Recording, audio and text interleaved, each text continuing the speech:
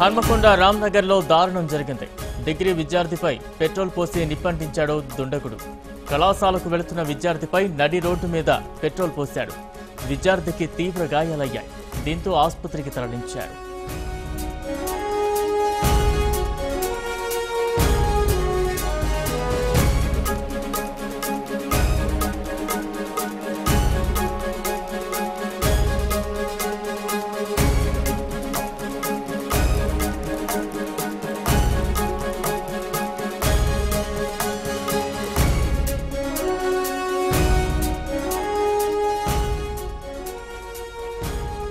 హన్మకొండ రామ్నగర్లో దారుణం జరిగింది.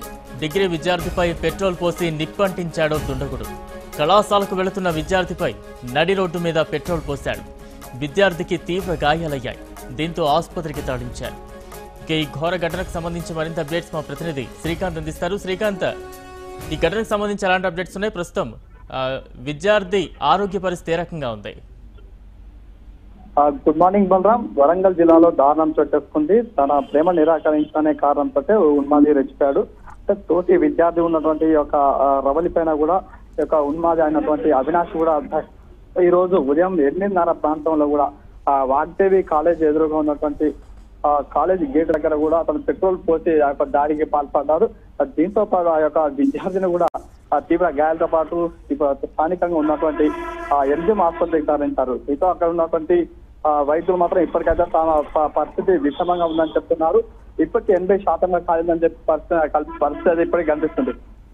దీంతో ఇప్పుడు కొద్దిసేపటి వరంగల్ నగర పోలీస్ కమిషనర్ కూడా ఆ యొక్క సంఘటన స్థానానికి చేరుకుని అక్కడ ఉన్నటువంటి స్థానిక విద్యార్థులతో పాటు ఆ యొక్క ఉపాధ్యాయులను కూడా పూర్తి వివరాలు ఇప్పటికే సేకరించేశారు. ఇప్పుడు ఎంజిఎం హాస్పిటల్ ఉన్నటువంటి ఒక రవలి దగ్గర కూడా ఇప్పుడు రిజిస్ట్రేషన్ కూడా తీసుకుంటున్నారు. ఈ క్రమంలో ఉన్నటువంటి రవలి మొత్తం ఇక్కడ వరంగల్ రూరల్ జిల్లా సంబంధించినటువంటి రామచంద్రపురం గ్రామానికి చెందిన యువతి గత 3 సంవత్సరాలుగా ఇక్కడ స్థానికంగా ఉన్నటువంటి హన్మకొండ నయం నగర్ లో చదువుకుంటుంది. ఈ క్రమంలో అతని స్నేహితుడు అయినటువంటి అవినాష్ తో కొంత పరిచయం ఏర్పడంతో పాటు ఇక అవినాష్ వీరిద్దరి మధ్య కొంతకాలంగా ప్రేమ వ్యవహారం నడుస్తుందని చెప్పి ఇప్పటికీ తోటి విద్యార్థులు చెప్తా పరిచయం కనిపిస్తుంది. అయితే గత కొద్ది కాలంగా వీరి మధ్య కొంత మనస్పర్ధలు రావడంతో పాటు ఈ రోజు ఉదయం ఈ యొక్క పెట్రోల్ దాడికి పాల్పడ్డారు. దీంతో పాటు తోటి విద్యార్థులు కూడా ఇంత దారుణం జరుగుతుందని చెప్పి ఎప్పుడు ఊహించలేదని చెప్పి ఇప్పటికీ ఆందోళన చేసిన పరిస్థితి కనిపిస్తుంది. ఇప్పటికీ అవినాష్ మాత్రం స్థానికంగా ఉన్నటువంటి పోలీస్ స్టేషన్ లో లొంగిపోయినట్టు కూడా ఇప్పటికీ తెలుస్తుంది. కానీ ఇప్పటికీ పూర్తి వివరాలు మాత్రం ఇంకా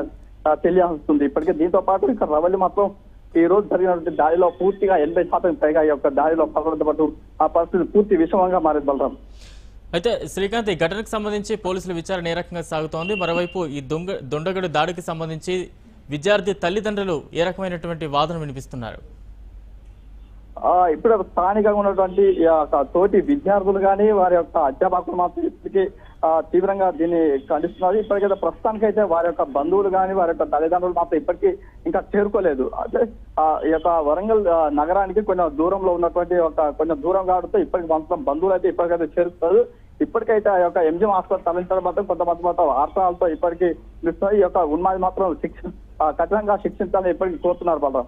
అయితే గతంలో ఎప్పుడైనా వేధించిన పరిస్థితి ఎప్పుడైనా విద్యార్థి తల్లిదండ్రుల దృష్టికి వచ్చిందా? లేదా ఎప్పుడైనా ఈ గొడవకు సంబంధించి ఇబ్బందులకు సంబంధించి ఎప్పుడైనా పోలీసులను ఆశ్రయించడం జరిగిందా? దీనికి సంబంధించి ఏమైనా అప్డేట్స్ ఉన్నాయా? ఇప్పటికైతే అలాంటి సంఘటనలు జరగలేదు. కాకపోతే వీళ్ళు మాత్రం మొదటి నుంచి కూడా 10వ తరగతి వరకు మాత్రం వీళ్ళు క్లాస్మేట్స్ అని తెలుస్తుంది. ఆ తర్వాత వీరిద్దరు మాత్రం కూడా ఆ యొక్క వాగ్దేవి డిగ్రీ కళాశాలలో చదువుకోవడంతో పాటు వారి యొక్క ఉన్న పరిచయంతో వీరిద్దరి మధ్య సన్నిహిత్యం పెరిగింది. సన్నిహిత్యం పెరగడంతో పాటు వీరి మధ్య కొంత ప్రేమ వ్యవహారం నడుస్తున్నట్టుగా ఇప్పటికీ తోటి యొక్క విద్యార్థులు తెలుస్తున్నారు. ఈ క్రమంలో వారి ఈ మధ్య మాత్రం వీరిద్దరి మధ్య కొంత శత్రుత్వం రావడంతో పాటు వీరు కొంత విడివిడిగా ఉంటున్నారు. ఈ క్రమంలో ఉన్నటువంటి ఆ యొక్క అవినాష్ కూడా ఆపై తీవ్ర ఒత్తిడి చేశారు. ఈ క్రమంలో ఈ రోజు ఉదయం 8:30 ప్రాంతంలో మాత్రం వాగ్దేవి కళాశాలకు వస్తున్న క్రమంలో ఈ యొక్క దాడికి పాల్పడ్డారు. ఈ దాడికి పాల్పడంతో అక్కడ ఉన్నటువంటి సహ విద్యార్థులు కూడా ఒక్కసారిగా మంటలు చెలరేగడంతో పాటు ఎక్కడో అక్కడ పారిపోయారు. ఈ క్రమంలో అక్కడ ఉన్నటువంటి అవినాష్ కూడా వెంటనే అక్కడి పారిపోయాడు. పారిపోయిన తర్వాత అక్కడ ఉన్నటువంటి స్థానికంగా ఉన్నటువంటి పోలీసులు ఇప్పటికీ లొంగిపోయినట్లు కూడా సమాచారం ఉంది బలరాం. అయితే విద్యార్థిని ఆరోగ్య పరిస్థితి ఏ రకంగా ఉంది? వైద్యులు ఏమంటున్నారు? ఎలాంటి వైద్యం అందుతోంది? ఇప్పటికైతే మెరుగైన వైద్యం అందిస్తున్నారు. స్థానికంగా ఉన్నటువంటి ఎంజిఎం హాస్పిటల్కి తరలించిన తర్వాత అక్కడ ఉన్నటువంటి వైద్యులు ఇప్పటి వరకు మాత్రం ఇప్పటికే పూర్తిగా విషమంగా ఉందని చెప్తున్నారు. ఇప్పటికీ 80% వరకు ఈ యొక్క ఖాళీందని చెప్తున్నారు. దీంతో ఇక్కడ స్థానికంగా ఉన్నటువంటి మేజిస్ట్రేట్ వరంగల్ నగర పోలీస్ కమిషనర్ కూడా ఆ యొక్క ఎంజీ హాస్పిటల్ తరలించి అవి జరుగుతున్నట్టు యొక్క సిబ్బంది జరుగుతున్న వైద్యం గురించి కూడా ఆరా తీస్తున్న పరిస్థితి కనిపిస్తుంది. Right, thank you Srikanth.